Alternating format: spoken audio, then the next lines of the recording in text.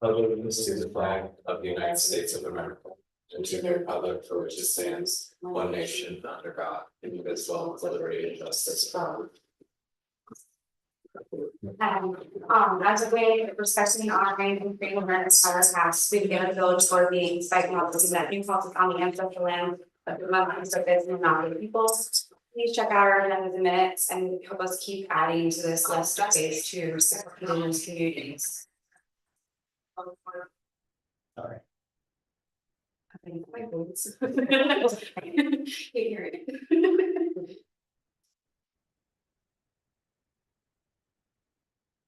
Okay, in terms of the agenda, we just have.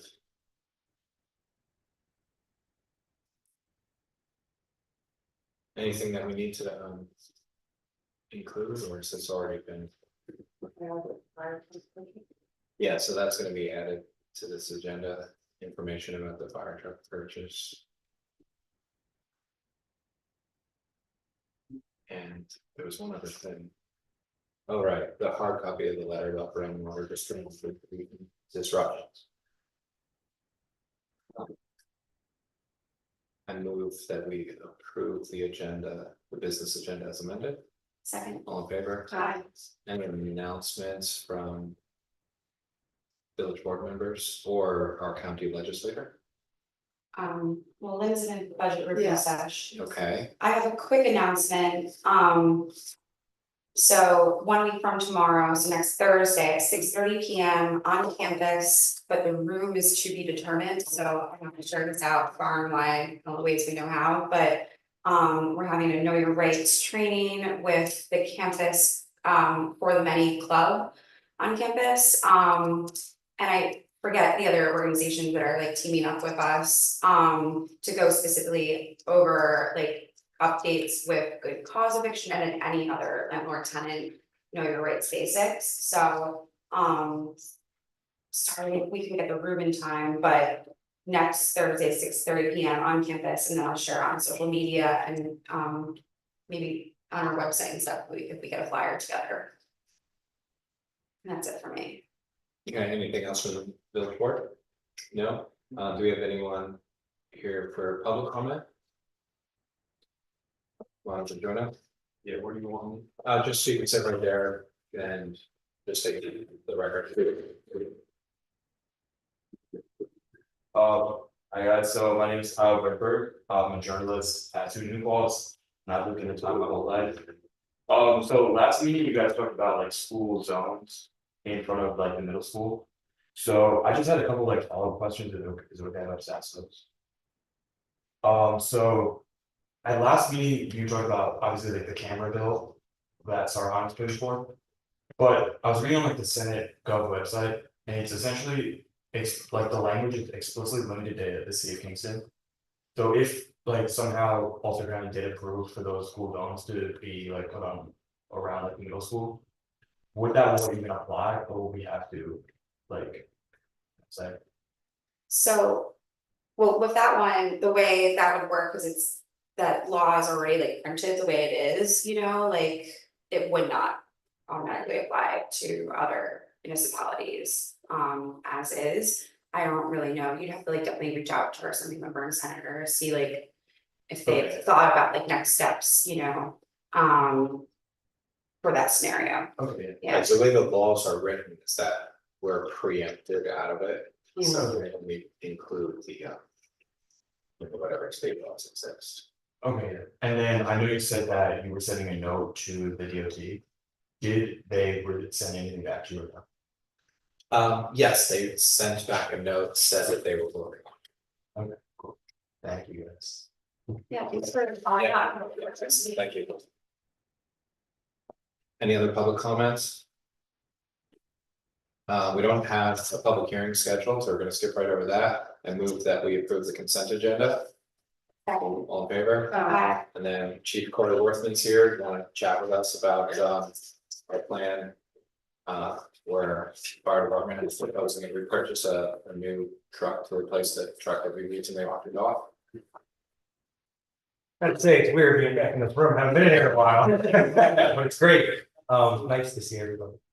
And I know it's been a while since I've been before the board, but we've been making a lot of movement at the fire department, trying to work on recruitment and retention, so I want to open this conversation, just prefacing that yes, we're asking to respectfully requesting to ask to purchase a new vehicle, but it has a meaning for us, a conceptual meaning.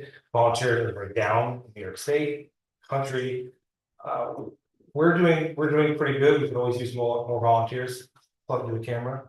But in all honesty, you know, we everybody with their having more jobs and being so spread thin, we're not seeing as much participation, and not for any particular notable reason. Other than probably that, it's just everybody's just so spread thin. So we auctioned the vehicle off, if you remember, not that long ago. We got a pretty good auction out for that. So in doing that, we're trying to consolidate vehicles, so we don't need to have as many for the amount of volunteers that we have. So we have kind of like a missing bay in the firehouse. So we like to fill it with a much smaller, quick response vehicle, we're calling it. It's kind of similar to the I know you've seen it in the notes. It's very much like one of the DPW smaller trucks with like we're gonna call it like a rescue body. Think of it like a work truck. We can put all of our tools in there. The idea is to get some of the maybe younger firemen or some of the firemen that cannot drive the bigger trucks, just due to the fact that they're much larger. I can get them on a vehicle, I can get them to the scene to help out faster, but also if by chance I don't have a driver at the firehouse for a particular call, anyone can make the drive. So it's through a bunch of research and conversations, we think this is a great movement forward for that, but also it's something we need. So it's pretty time as well, because we can just get in and done. So that's why before you, we're trying to buy this vehicle, but the other side, and this is why I'm here to make this conversation a little bit more easier to understand, we're trying to build this ourselves. Normally, we go out, fire truck manufacturer, $1 million plus. You've seen the number. That's just what it is. The smaller truck's not so much, but to go through a fire truck dealer, manufacturer, whatnot, comes at a price tag. Things are not getting any cheaper. We have a great he's like an upfitter mechanic who does all of our work and has been for years, that actually proposed this idea to us that he could do the body aspect of this vehicle. So what we're trying to do is actually twofold: buying the chassis, just having the truck itself from a dealer, which I have, if you've seen the documents that were in there, have that lined up already. It's a state bid purchase. They've actually even done one better and thrown us a larger bone, we'll call it. It's taking a little bit more money off the truck because of who we are. And we bought from them before. And then have our mechanic and upfitter do the body work, the lights, the emergency upfitting, all the rest of the stuff that comes with the emergency vehicle. Now, by doing this, I am estimating it's going to be like $150,000 to $200,000 savings. I can be way off, total rough estimate. But the idea is by doing this, because of the size of the vehicle, we should be saving the taxpayers quite a bit of money. Also being able to reserve some of the money we would have spent for much larger vehicles. Me and the treasurer Nancy are working really hard, at least my entire time as chief, making sure we reserve funds so that when we get these larger purchases, it comes out of that instead of needing to move so many things around and asking for more money in the budget, which we have done a pretty good job of not needing to do. Right, so I wanna highlight that fact and thank you, Chief Worthman, and publicly thank our treasurer Nancy Bronco, because what we've focused on for the past several years is doing exactly that. It's like building up this town and village co-owned fire department reserve fund. So the goal for that fund would be that through the end of this fiscal year, May 31, 2025, it would be at almost $1.5 million.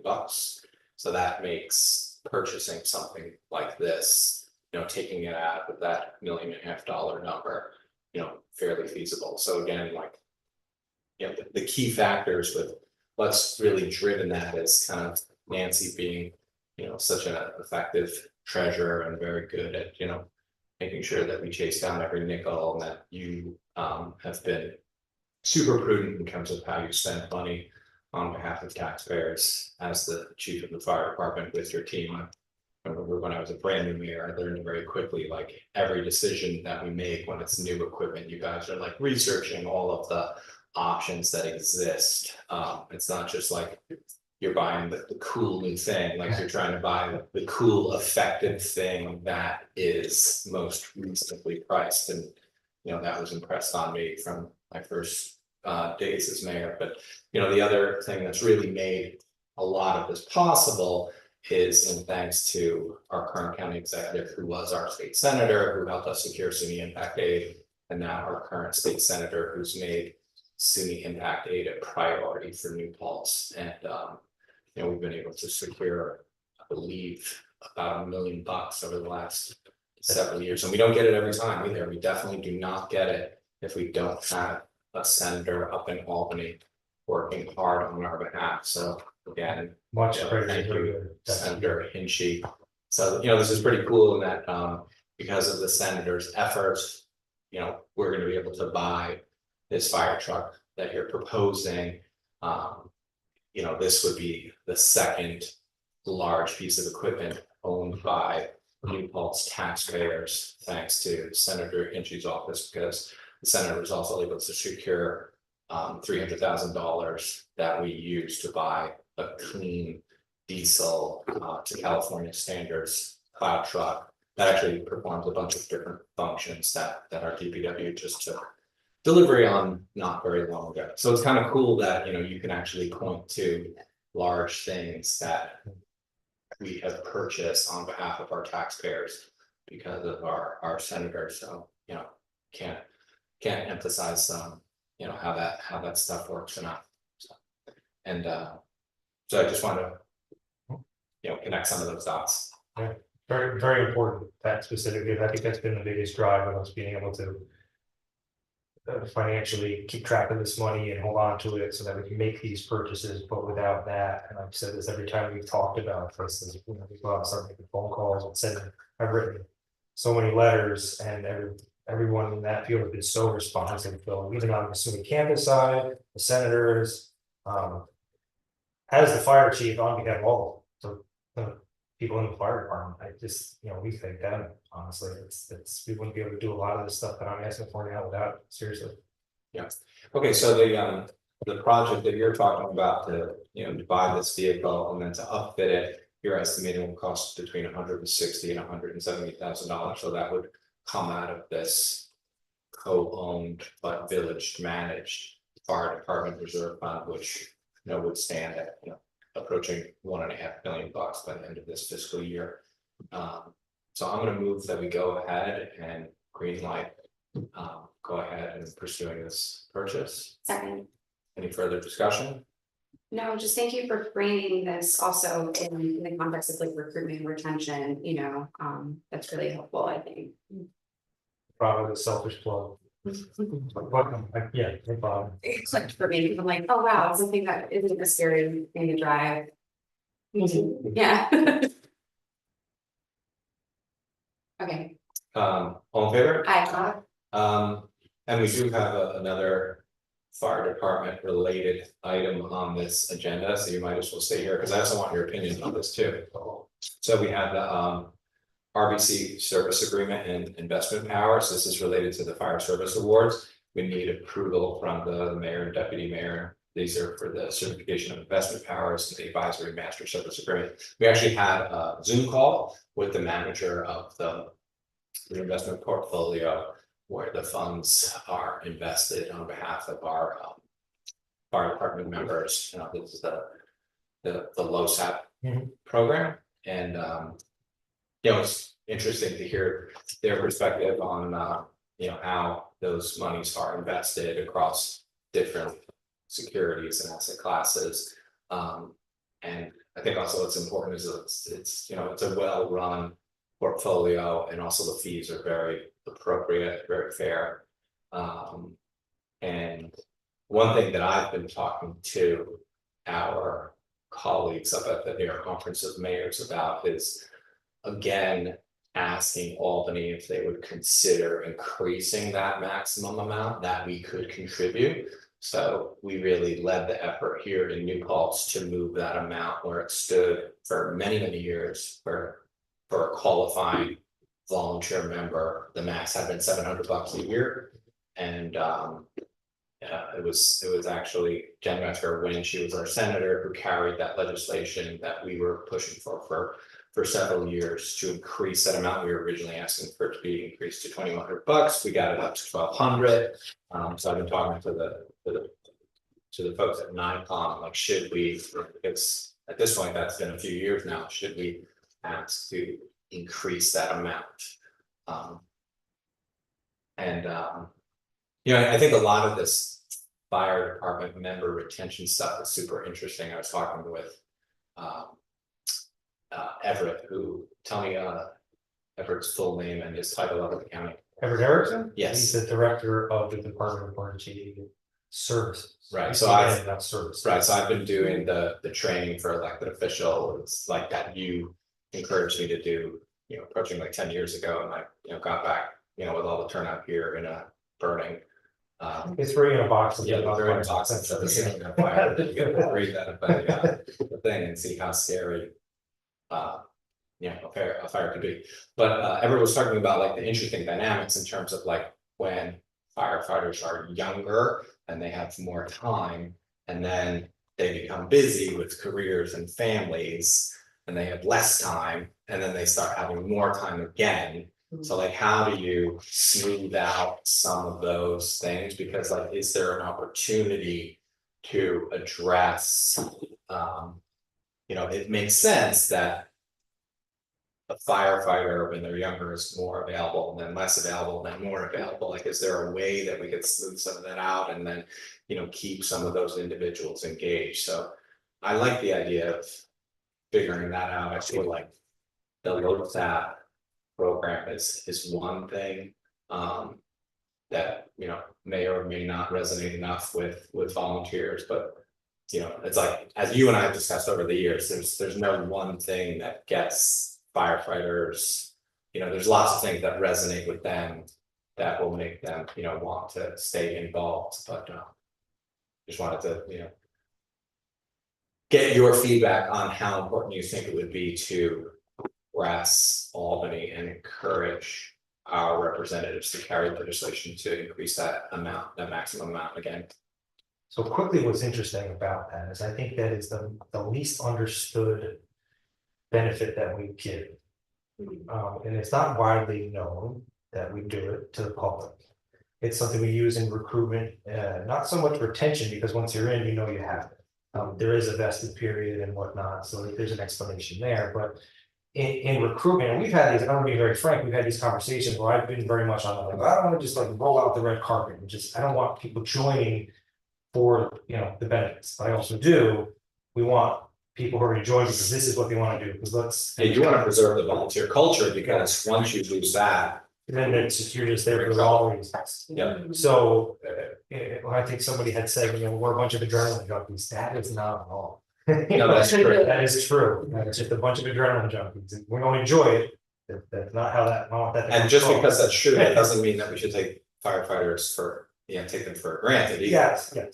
But going back to the whole least understood, but also probably one of the better benefits that I think we can offer, especially in the village, to the firefighters, because when you're younger, that's not something that you're thinking about. You say that I wasn't either. I'm in that middle area right now. I'm more in tune to it now. I'm happy that it's there. I like to see where it goes every year. The members who have had it for a while, have been in for a while. They've actually generated quite a bit in their respective accounts. They talk about it all the time, and they're very happy to see that this has been a conversation about increasing, and to hear that it increases again will be great. But they'll be happy to hear that. But my opinion is I'll go back and say I think it's a great thing that we do it, because again, it's one of those least understood but best benefits we give. Kind of up to me to explain it, right? So when someone comes in, it's not a matter of saying, should we do it because nobody's going to appreciate it, or is it like we're spinning our wheels here? I know that's not what you're asking me, but that's kind of what I'm picking out of it. I don't think people are joining base because of that. The frank right now, I don't think people say, "Cool, I get a low sound." Exactly. I don't even know what that is. No, we don't want that. Yes, but once they are there, and you realize what it is, they're very much appreciative of it. So I think, And they realize their value. yes, It's at least a symbol. It's like symbolically. Yes. Because I think what's it's interesting about it too is public like, I've read articles about like other communities where they quote unquote pay their firefighters, and even if they give them like a small amount per. Um. Incident, it really doesn't add up to a whole lot of money, it's not a whole lot different than even our LoSAP programs. So I think it's interesting that this is like this backdoor way that New York State allows us to make a contribution. You know, monetary contribution and still retain the volunteer status, but to your point, it's not like, hey. And what I've always said is, to the taxpayers, the contribution isn't insane, it's not, you say that word, I'm tired. No one's getting rich. Yeah, but not even that, what it is to us in our budget, it's not even that much, as a contribution, so. To have, when we had the conversation about wanting to increase that number, it's not even that much of a grab. I hate to say that word like that, but you know what I mean, it's, we're giving. In my opinion, a little bit to get a lot out of somebody doing something Sure. for free. So again, it's not payment, but in my opinion, we would appreciate. Anything we can offer to them more, because I think it's gonna be more of a, once we've got you there, this is what we're doing for you kind of thing. Not so much get you in the door, and those people who have been around for years, the legacy firefighters. We need to hold on to them, because we're losing all over the country. And those are the ones who have seen the stuff we all don't wanna see, but they can share that experience. As the chief, if I could give them whatever they want, I could. Yeah. But this is, very much appreciated from my side of this table, but I'm all for it. Okay, good, yeah, I wanted to have this conversation publicly and let you know that we're gonna, Great. try to, get some draft legislation in the hands of our representatives. I can report back at our next meeting, let everyone know that these wheels are turning.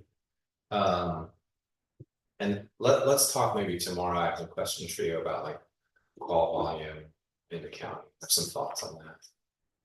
Can they go down for us? No, Thumbs up. That's fine, yeah, give me a shot. just some other nuanced questions of how things work. Okay. All right, thanks for it. Do you guys have any other questions? No, just appreciate you. Good to see you. So the next item on this business Do we is have to- what? Did we, We have to vote for us, is it? Right. so that's your motion, I second. I Alexis's yeah, I motion. voted. All in favor? Hi. So we're Aye. agreeing that we're gonna sign that. Cool.